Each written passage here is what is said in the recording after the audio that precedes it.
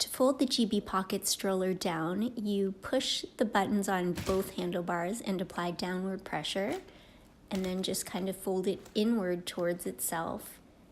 And there's a little snap that holds it together. And this is a good size for under the table at a restaurant. Now to unfold the GB Pockit Stroller from its compact mode, you unhook the clasp, push down on each button, and with an outward motion in front of you, it just kind of unfurls.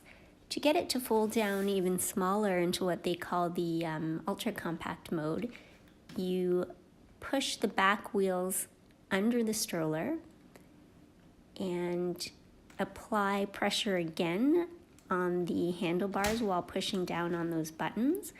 I find this way is a little tougher. It sometimes feels like it sticks a little bit, but it's easy enough. And then you hook the clasp over,